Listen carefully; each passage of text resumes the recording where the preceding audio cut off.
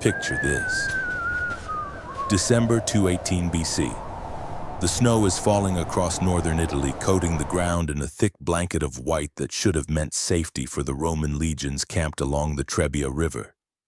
Should have, but across that frozen water, one of history's most brilliant military minds is about to orchestrate a trap so perfect, so devastating, that it will change the course of Western civilization forever. His name? Hannibal Barca. What happened next would shatter Rome's confidence, send thousands of soldiers to their graves in icy water, and prove that sometimes genius matters more than numbers. But here's the truly shocking part. This wasn't just a battle. This was psychological warfare at its absolute finest. The question is, though, how did one man with a freezing, exhausted army turn Rome's greatest strengths into fatal weaknesses? Trust me, what you're about to discover will change everything you thought you knew about ancient warfare. Here's what you need to understand about the world in 218 BC. Rome was already a superpower, absolutely dominant. They controlled the entire Italian peninsula, had crushed enemies across the Mediterranean, and genuinely believed, that their military machine was utterly invincible. The Roman legions had developed tactics that seemed unstoppable. Heavy infantry, disciplined formations, and an aggressive warrior culture that celebrated death in battle as the highest honor. But there was one problem. One enemy that Rome had never quite managed to destroy. Carthage. Now, Carthage was no ordinary rival. This was a maritime empire that controlled the shipping lanes of the Mediterranean, a wealthy trading powerhouse based in North Africa, with colonies stretching across Spain and into Sicily. Think of them as the merchant princes of the ancient world, incredibly rich, incredibly sophisticated, and absolutely determined not to bend the knee to Rome. The two powers had already fought one brutal war. The First Punic War, lasting from 264 to 241 BC, had ended in Roman victory. Carthage lost Sicily, paid massive war reparations, and suffered the humiliation of watching Rome seize Sardinia and Corsica shortly after. It was devastating, financially crippling, the kind of defeat that breeds deep, burning resentment. But here's what's fascinating about this. While Rome celebrated their victory and moved on to other conquests, Carthage was quietly planning something extraordinary. Enter Hannibal Barca. Hamilcar was a Carthaginian general who had fought brilliantly in the First Punic War. He was never actually defeated in battle, not once, but politics and exhaustion had forced Carthage to sue for peace anyway. The humiliation ate at him. So what did he do? He took his young son, a boy named Hannibal, to a sacred altar and made him swear an oath. An oath to never be a friend to Rome. An oath of eternal hatred. Can you imagine the weight of that moment? A father passing down a vendetta to his son, binding him to a war that would consume his entire life. Hamilcar spent the next years rebuilding Carthaginian power in Spain, creating a new base of operations, training new armies, and preparing for the rematch. When he died in battle in 229 BC, the mission passed to his sons. Eventually, to Hannibal. And Hannibal, he was something special. By 218 BC, at just 29 years old, Hannibal commanded Carthage's forces in Spain. He was brilliant, charismatic, and utterly devoted to his father's dream of revenge. But he faced a seemingly impossible challenge. How do you attack Rome when Rome controls the seas? The First Punic War had proven that Carthage couldn't win a naval war against Roman fleets. Hannibal's answer was so audacious, so completely insane, that even his own officers thought he'd lost his mind. He would march overland, through Spain, through Gaul, over the Alps, yes, the Alps, and invade Italy from the north. The Roman Senate, when they heard about Hannibal's attack on their Spanish ally Saguntum, assumed they had plenty of time to respond. They sent an embassy to Carthage demanding Hannibal's surrender. Carthage refused. War was declared. Rome began assembling forces to invade Spain and Africa directly. What they didn't expect was what happened next. In the spring of 218 BC, Hannibal assembled an army of roughly 90,000 infantry, 12,000 cavalry, and this part is absolutely incredible, 37 war elephants. Elephants! He was going to march elephants over the Alps. Everyone thought it was impossible. The terrain was brutal, the tribes in Gaul were hostile. The mountain passes through the Alps had never been crossed by an army of that size. But we're getting ahead of ourselves, because what's about to unfold is even more incredible. Hannibal didn't just march his army. He negotiated, fought, and maneuvered his way through hostile territory. He lost thousands of men to mountain passes and tribal attacks. By the time he descended into northern Italy in late 218 BC, his army was down to roughly 26,000 infantry and 6,000 cavalry. The elephants? Most had died in the mountains. But here's the crucial thing. The survivors were hardened veterans absolutely devoted to their commander, and they'd just accomplished the impossible. Rome, meanwhile, was in complete shock. The stage was set, but no one could have predicted what was coming. Trouble was brewing in the Roman command structure, and this is where human psychology becomes absolutely critical to understanding what happened at Trebia. Rome had dispatched 2 consuls to deal with the Carthaginian threat. In the Roman Republic, consuls were elected annually, serving as both political leaders and military commanders. This system worked brilliantly in most circumstances, but it had one fatal flaw: competing egos. The consul assigned to deal with Hannibal was Publius Cornelius Scipio.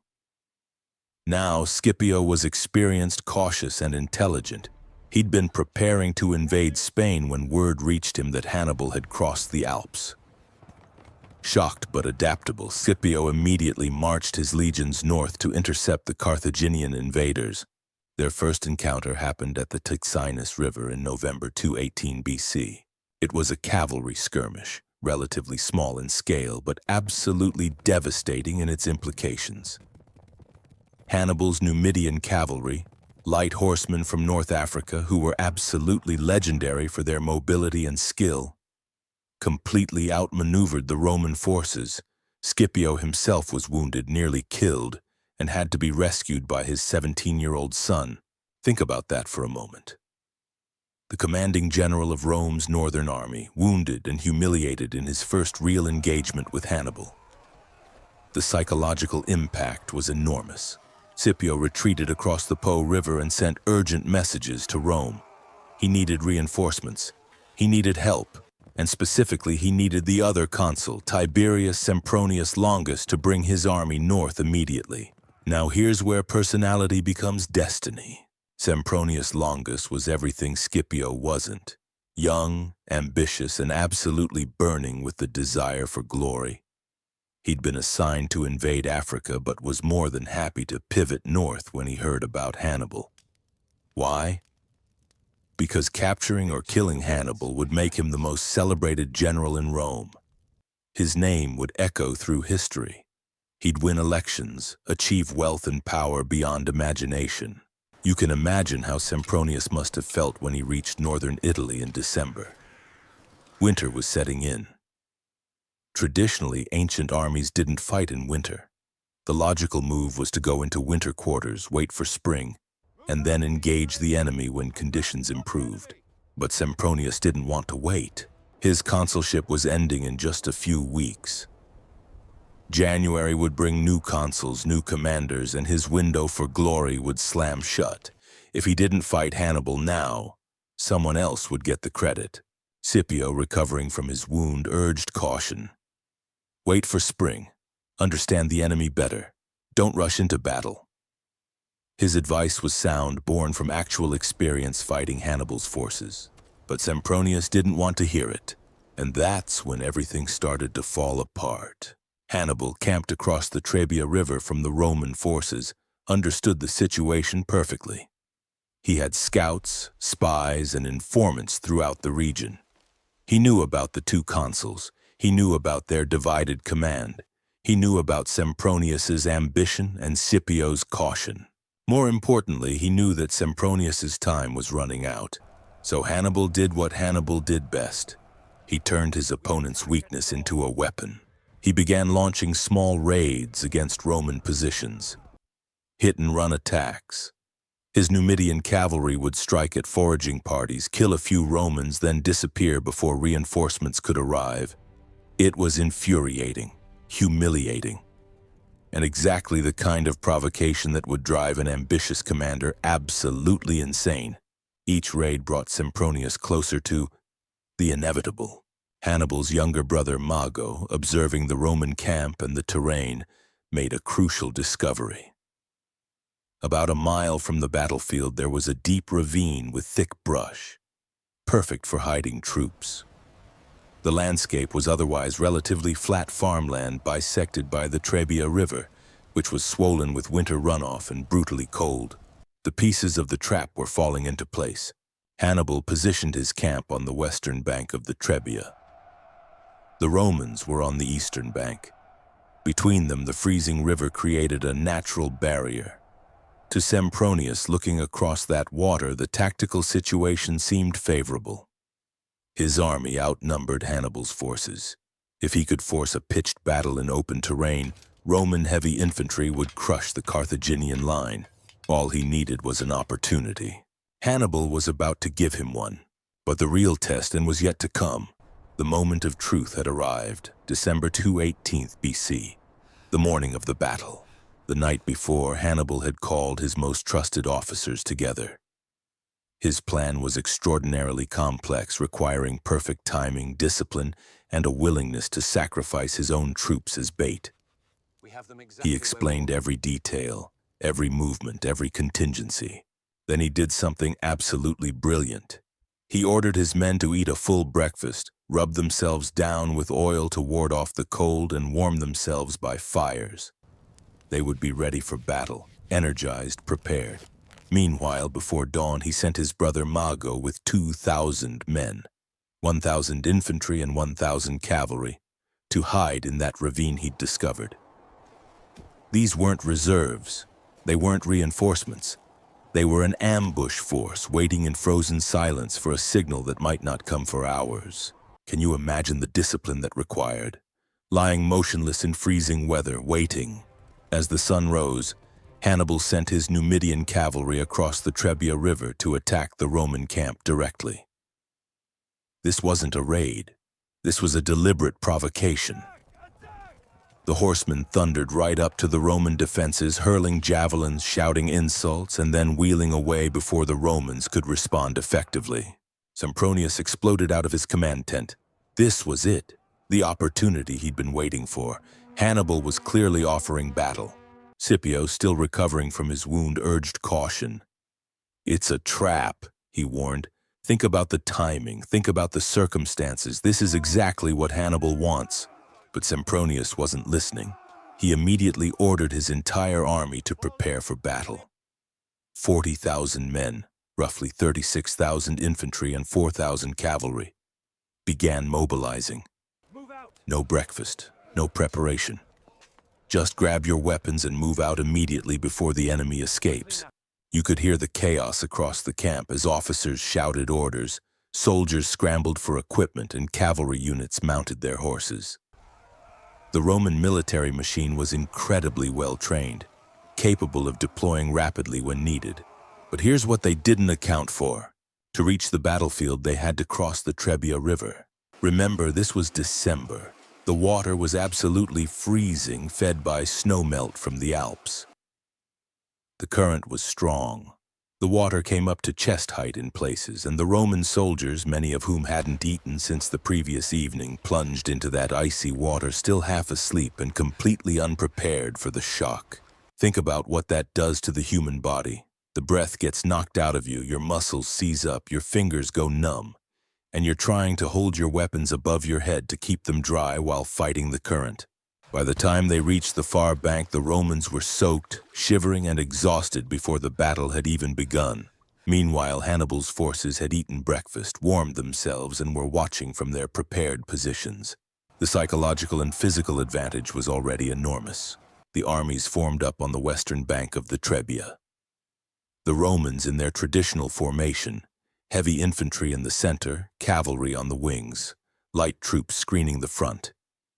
It was the standard Roman battle plan, the one that had won them their empire. Sempronius looked across the field at the Carthaginian army and felt confident. He had more men. This was the decisive battle. Victory was within his grasp. But what he couldn't see was Mago's ambush force, still hidden in that ravine behind the Roman right flank. The battle began with the light troops, skirmishers armed with javelins, slings, and bows, engaging each other. The Romans pushed forward aggressively. Then Hannibal did something unexpected. He ordered his light troops to retreat, pulling back to the main line. To Sempronius, this looked like success. The enemy was giving ground. The Roman heavy infantry advanced, their hobnailed sandals crunching across the frozen ground.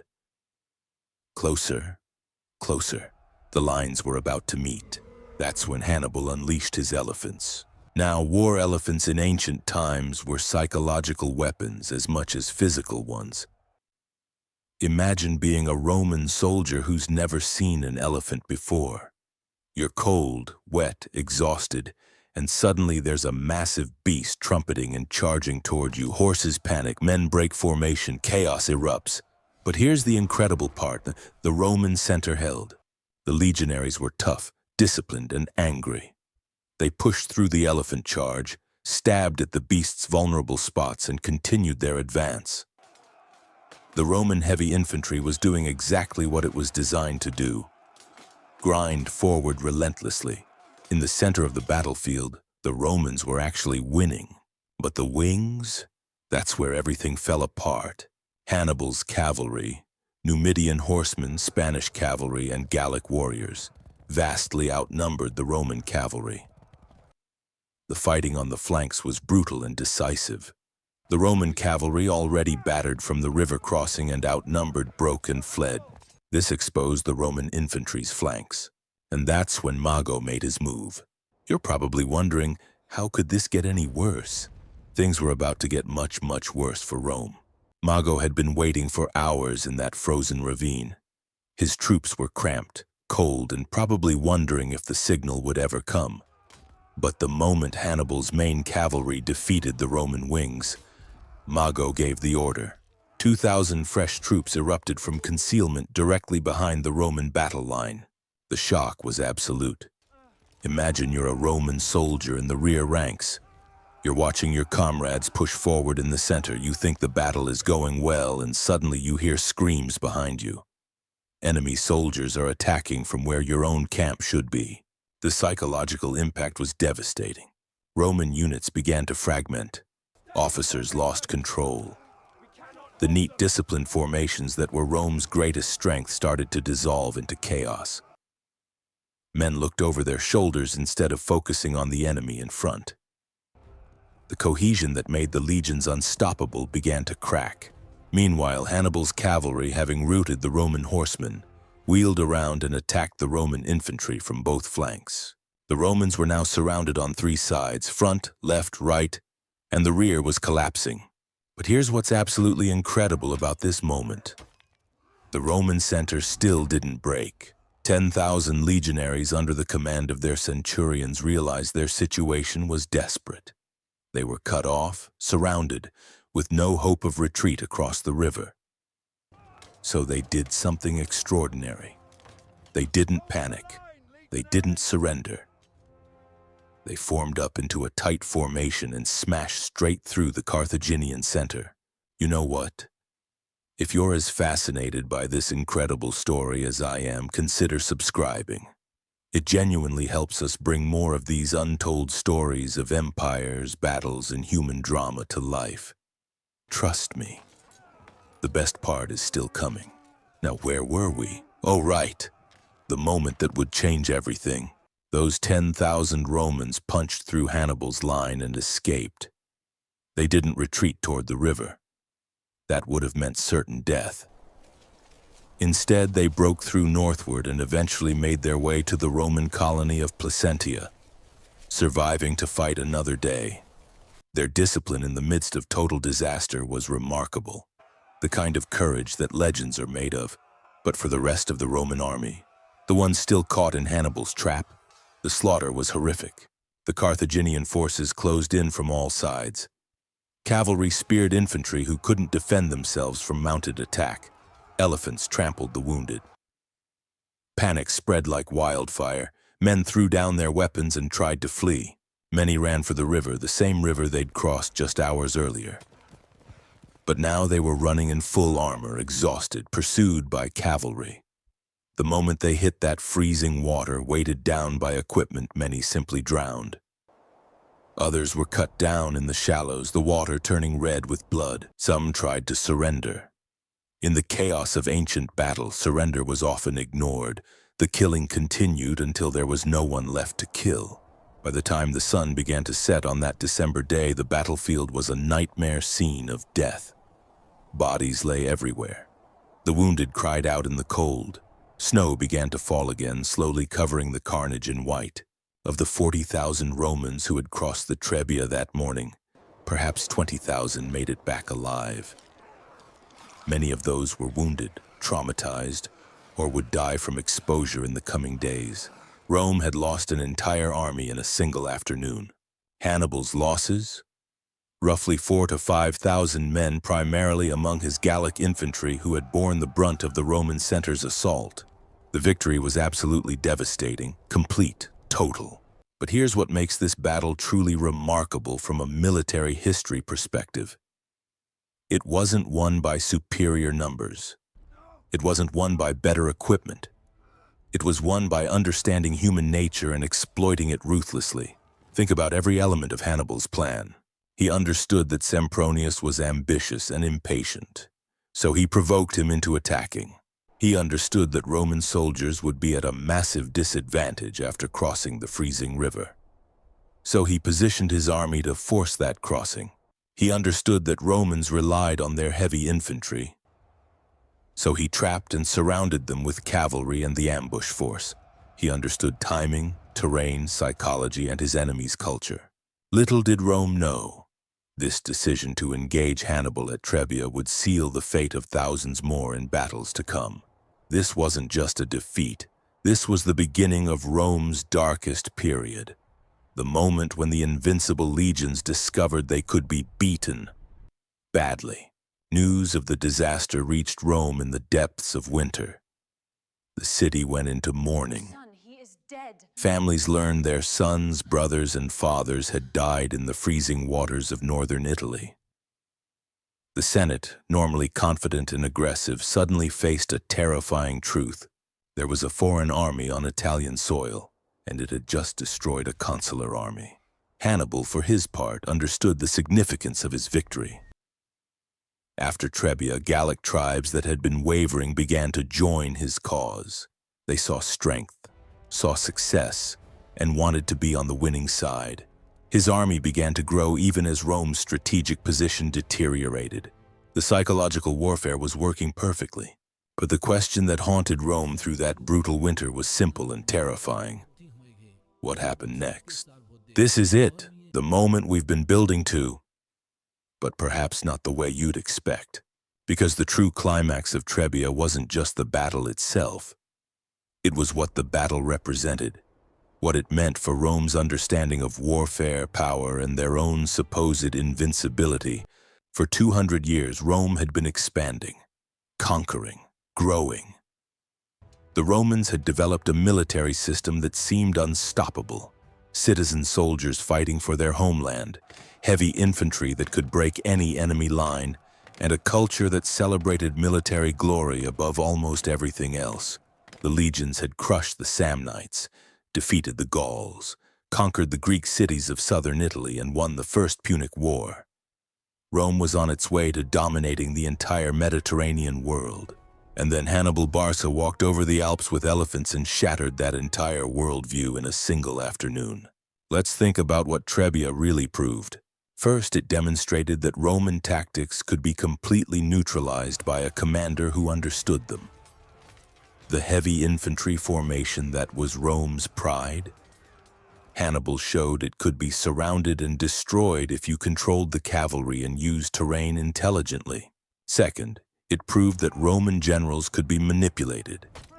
Sempronius's ambition, his desire for personal glory, his impatience, these very Roman characteristics, were exploited perfectly.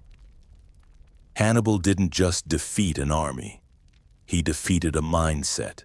Third, it revealed that Rome's system of annual consuls, while politically stable, created military vulnerabilities.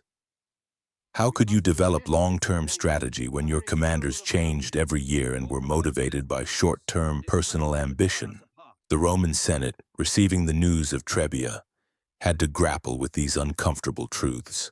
They appointed new consuls for 217 BC, Gaius Flaminius and Gnaeus Servilius Geminus.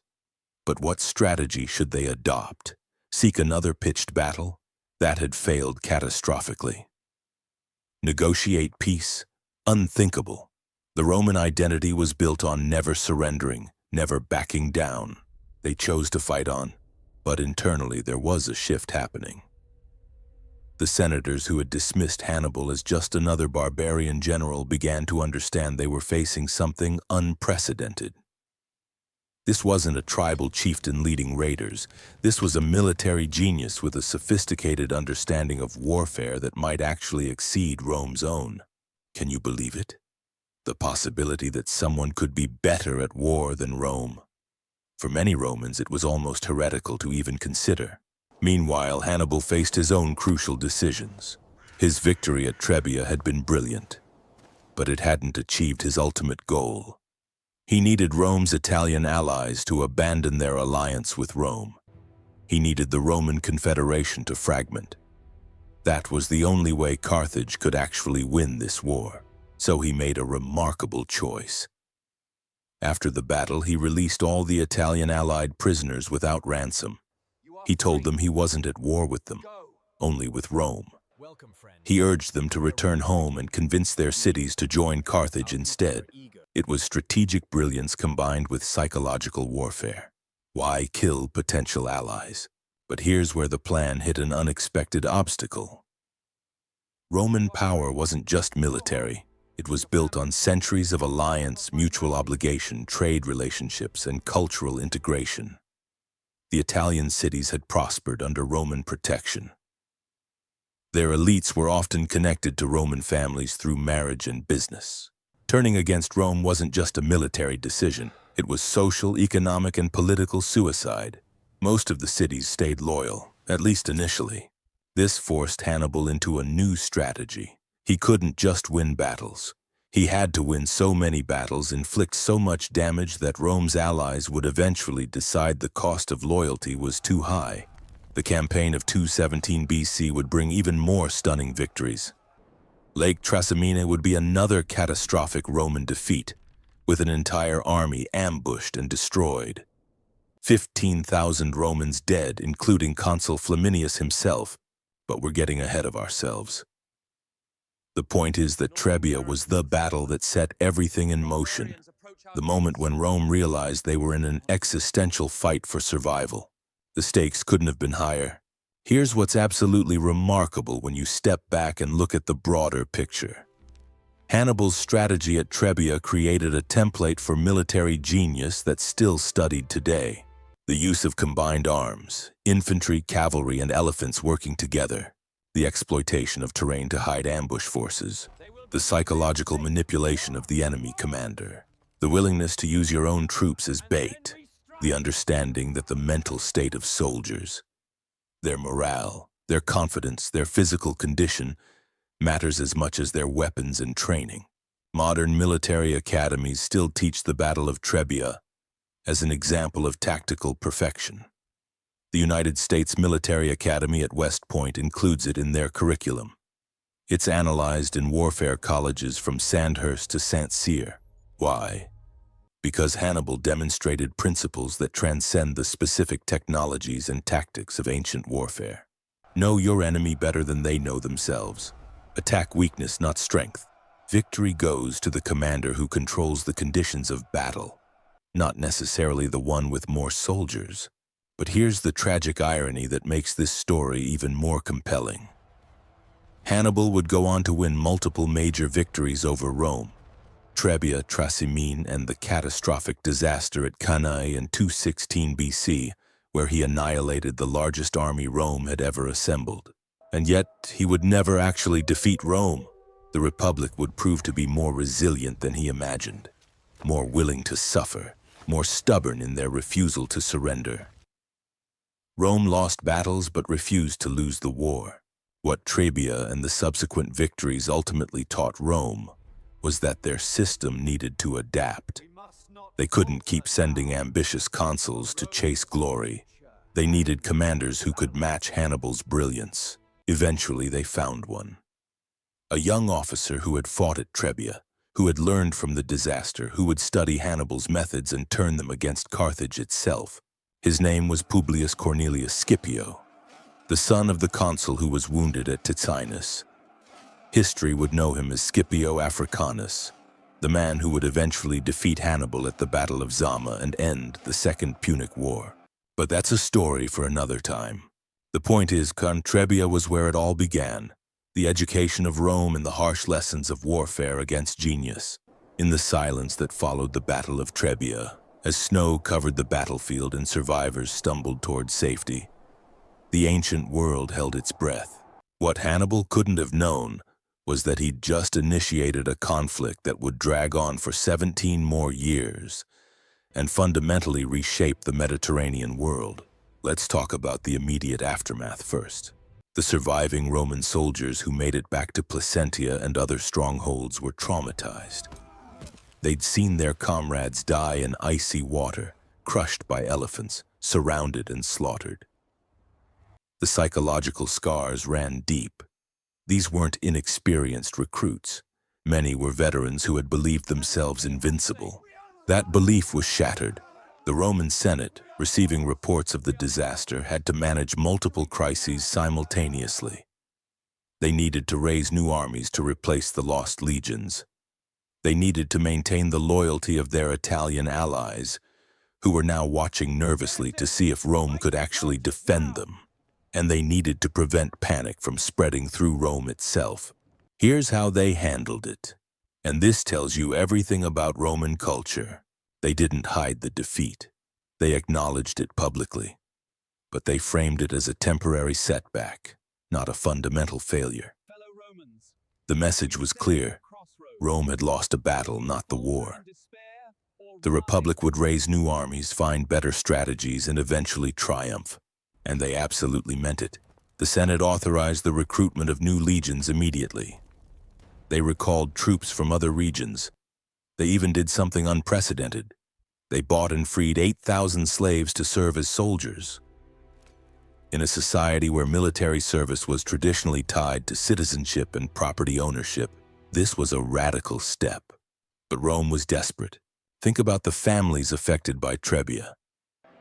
In a city of perhaps 300,000 people, losing 20,000 soldiers meant that virtually every Roman family knew someone who had died. The collective grief was enormous. Public mourning rituals were held. Temples offered sacrifices to the gods, asking why Rome had been abandoned. Some saw the disaster as divine punishment. What had Rome done to anger the gods? Should they have agreed to Carthage's demands and avoided war?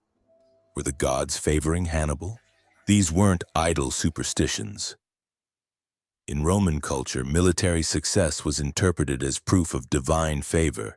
Defeat meant you'd somehow violated the sacred contract between Rome and its patron deities.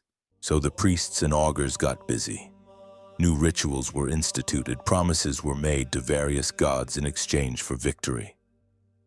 The Sibylline books, supposedly prophetic texts guarded by priests, were consulted for guidance. This was Rome trying to regain control through the tools of religion when military tools had failed them. Meanwhile, across northern Italy, Hannibal's army was dealing with its own challenges. Victory had come at a cost. The Carthaginian forces had suffered significant casualties and the winter was brutal. Many of Hannibal's soldiers weren't from North Africa. They were Spanish and Gallic warriors who had joined his cause. The cold was killing them. Hannibal himself suffered during this period. Ancient sources suggest he contracted a severe eye infection that eventually caused him to lose sight in one eye. Imagine, the greatest general of the age, half-blind, leading an army through hostile territory in winter. But he kept going. His strategy remained the same: defeat Roman armies in the field and convince Rome's allies to switch sides. He spent the winter recruiting among the Gallic tribes of northern Italy. Many joined him enthusiastically. For the Gauls, this was a chance to strike back at Rome, which had conquered their territories in previous generations. Hannibal's army began to take on a different character. It was no longer just a Carthaginian force. It was becoming a coalition army united by opposition to Rome. By spring of 217 BC, Hannibal was ready to march south. The new consul, Gaius Flaminius, positioned his army to block the main routes into central Italy. It seemed like a sound strategy. But Hannibal did something unexpected. He chose a route through the Arno marshes, a swampy, difficult terrain that Flaminius thought was impassable for an army. Hannibal's forces suffered terribly in the crossing. Men and horses sank into the mud. Disease spread, but they made it through, emerging behind Flaminius's position. The resulting Battle of Lake Trasimene was another catastrophic Roman defeat. Flaminius was killed. Another 15,000 Romans died. Once again, Hannibal had outmaneuvered and outfought Rome's armies. But here's what's fascinating. Rome still didn't surrender. Instead, they did something remarkable. They temporarily suspended the consular system and appointed a dictator. A single commander with absolute authority. His name was Quintus Fabius Maximus, and he implemented a strategy that would forever bear his name, the Fabian strategy. Instead of seeking pitched battles with Hannibal, Fabius simply avoided him. He shadowed the Carthaginian army, attacked foraging parties, cut supply lines, and refused to engage in open battle. It was frustrating, unheroic, and completely against Roman temperament. But it worked. Hannibal couldn't force a battle if the Romans wouldn't fight. He could raid the countryside, but he couldn't actually defeat Rome without engaging their armies. And slowly, his strategic position began to deteriorate. Of course, many Romans hated the Fabian strategy. They saw it as cowardice.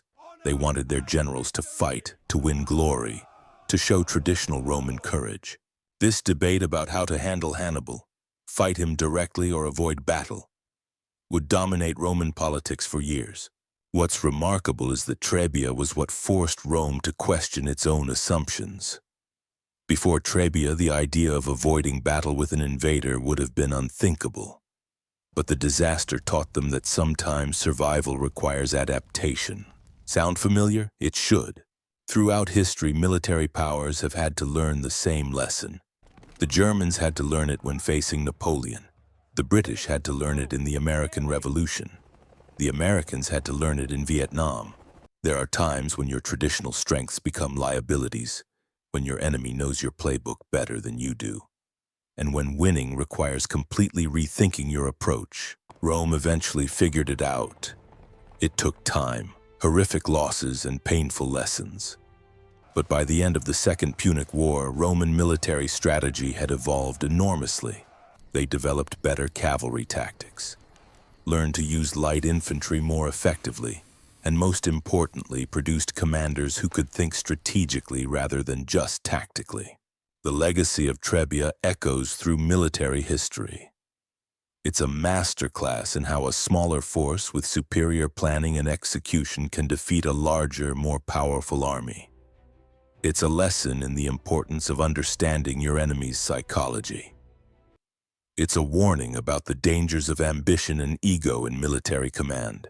And it's a reminder that sometimes the most important battles aren't the ones you win, but the ones you survive and learn from. Rome lost at Trebia, but ultimately Rome won the war.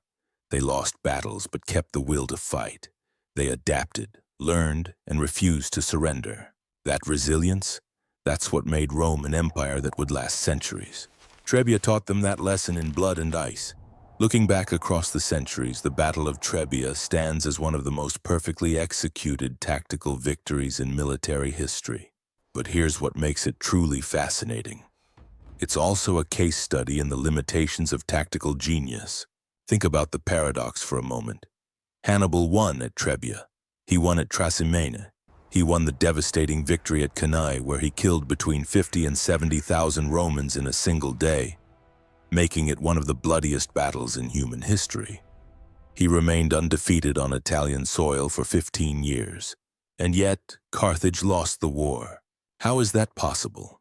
How does the most brilliant tactical commander of the ancient world, winning battle after battle, ultimately fail to achieve his strategic objective? The answer tells us something profound about the nature of power and resilience. Rome's strength wasn't just in its legions. It was in its system.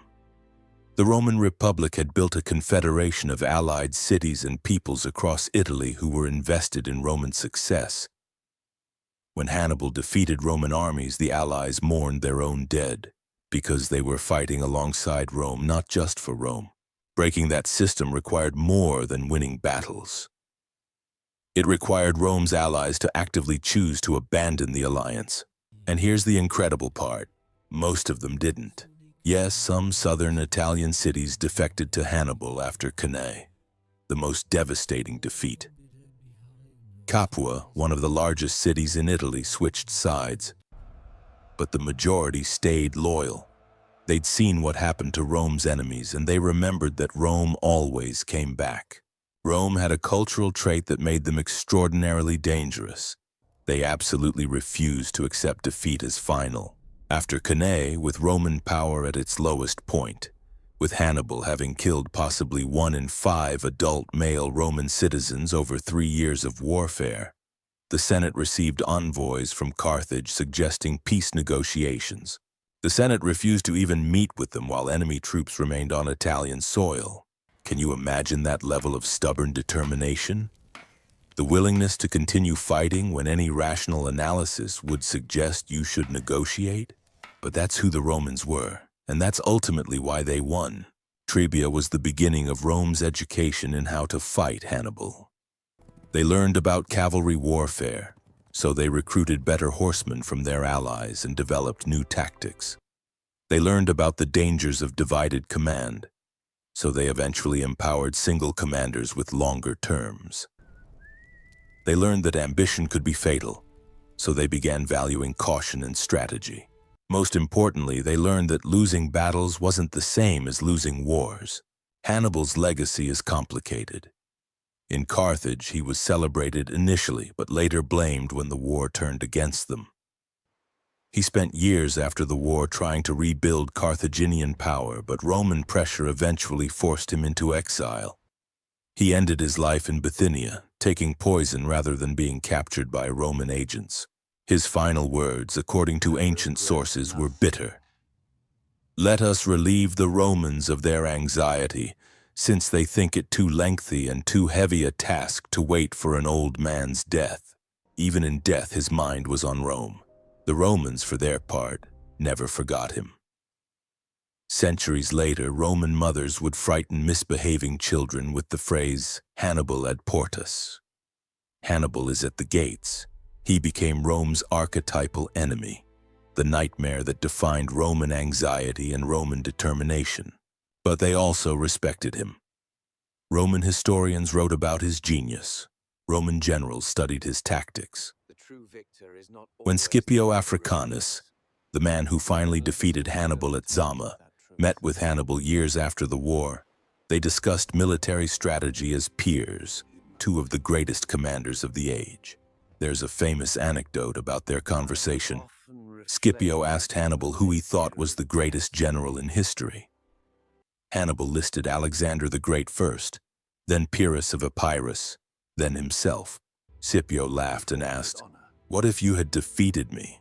Hannibal replied, "Then I would have placed myself ahead of Alexander." The mutual respect between these enemies tells us something important about the ancient world. War was terrible, brutal, and devastating. But it was also where greatness was measured. Now let's talk about the tactical lessons that still matter today. Military academies worldwide study Trebia because it demonstrates principles that transcend the specific technologies of ancient warfare. The principle of combined arms, using different types of forces, infantry, cavalry, specialized units, in coordinated action to multiply effectiveness. The principle of psychological warfare. Understanding that defeating an enemy's will to fight is often more important than destroying their physical capability. The principle of tactical deception, using feints, ambushes, and hidden forces to create surprise and confusion. The principle of terrain exploitation, understanding how geography affects battle and using it to your advantage. The principle of timing, knowing when to strike and how to manipulate your enemy into fighting at a disadvantageous moment. These aren't historical curiosities. They're fundamental truths about conflict that apply whether you're fighting with bronze swords or modern weapons. The Battle of Trebia also teaches us about the dangers of organizational culture that prioritizes individual glory over collective success. Sempronius's ambition led directly to disaster. His need for personal triumph blinded him to obvious tactical dangers. How many modern organizations have failed because of similar dynamics?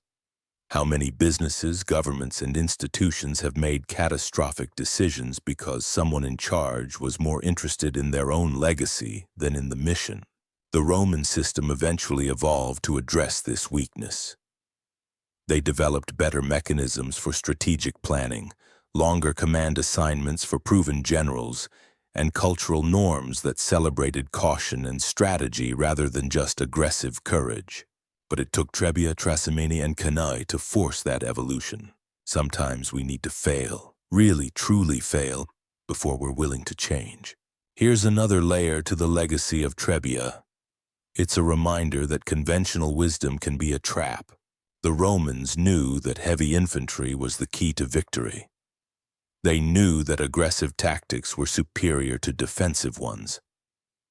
They knew that Roman discipline and courage would eventually triumph over any enemy.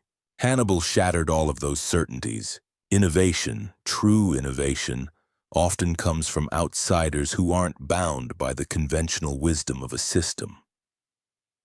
Hannibal wasn't trained in the Roman military tradition. He learned different lessons, studied different examples, and approached warfare from a completely different perspective. That gave him advantages that the Romans couldn't initially counter because they couldn't even imagine doing things differently. Think about how often this pattern repeats in history. Established powers defeated by innovative challengers who refuse to fight by the accepted rules. The Mongols defeating heavily armored European knights with horse archers.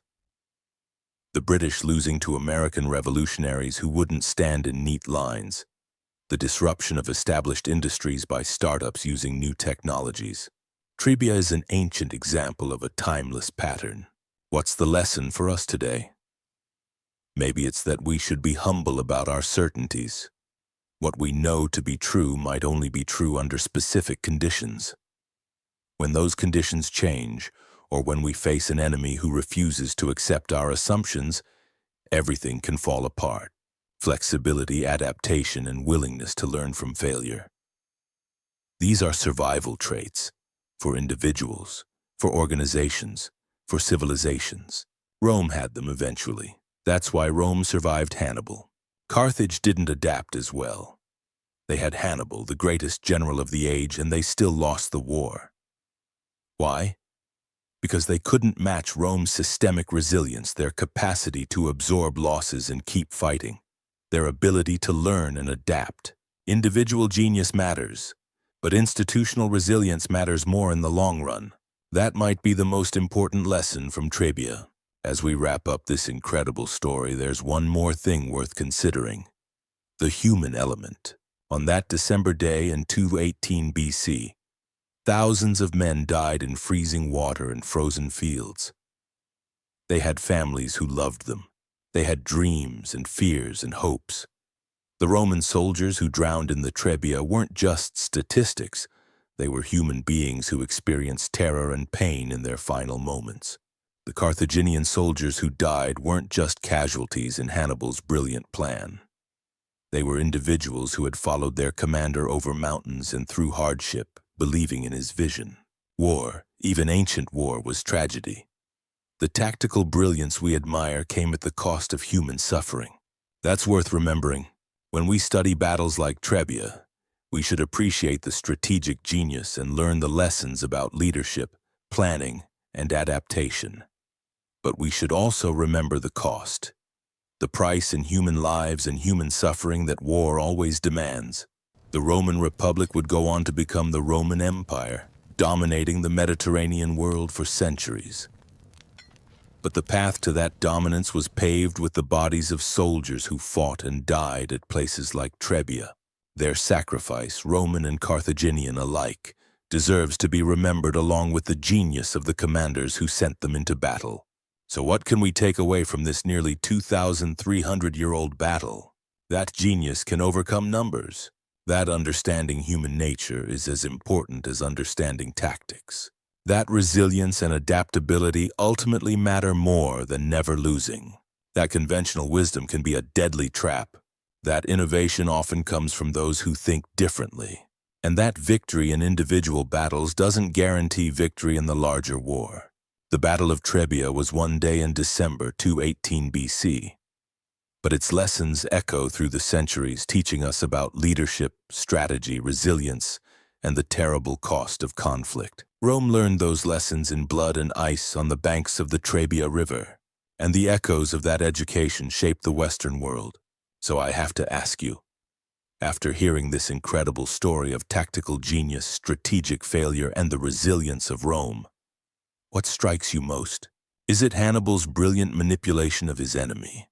The way he turned Sempronius's ambition into a weapon and orchestrated a nearly perfect tactical victory? Or is it Rome's stubborn refusal to surrender despite catastrophic losses? Their ability to absorb defeats that would have destroyed other nations and somehow find the will to continue fighting?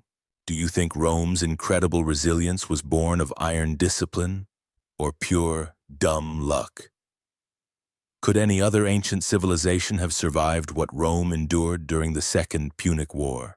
Here's another question that's absolutely fascinating to consider. If Hannibal had marched on Rome directly after Cannae, when the city was virtually defenseless and panic-stricken, could he have won the war? Or was his strategic situation already impossible regardless of his tactical victories? Military historians have debated that question for 2,000 years. What's your take? And what about the leadership lessons? Sempronius represents the danger of ambition overriding judgment. But wasn't ambition also what made Rome great in the first place? How do you balance the aggressive confidence that builds empires with the cautious wisdom that preserves them? Which Roman leader do you believe left the strongest, most lasting legacy? The ambitious consuls who sometimes led Rome to disaster but also to expansion, or the cautious strategists like Fabius who played the long game? Here's a more personal question. What lesson from the Battle of Trebia feels most urgently relevant to our world today? Is it the danger of underestimating your enemies based on past victories? Is it the importance of institutional resilience over individual brilliance? Is it the recognition that what got you to power might not be what keeps you in power? Or is it the simple truth that conventional wisdom can be fatally wrong when facing an opponent who refuses to play by the expected rules? I'd genuinely love to hear your thoughts in the comments. These ancient stories aren't just history. They're lessons about human nature, leadership, strategy, and survival that remain deeply relevant. The Battle of Trebia happened over 2 millennia ago, but the questions it raises about how we face challenges, adapt to changing circumstances, and overcome seemingly impossible obstacles, those questions are eternal. Rome faced its darkest hour on the banks of a frozen river in December 218 BC. They survived. They adapted. They eventually triumphed. What can we learn from that? What should we learn from that? The conversation doesn't end here. It continues in how we think about leadership, resilience, and the lessons history offers to those willing to listen. Thank you for joining me on this deep dive into one of history's most brilliant and brutal battles. If you found this fascinating, there are dozens more stories from ancient Rome and beyond that offer equally compelling lessons about the human experience. Until next time, remember that the greatest victories aren't always won on the battlefield. Sometimes they're won by simply refusing to give up when everything seems lost. Rome learned that at Trebia. It's a lesson worth remembering.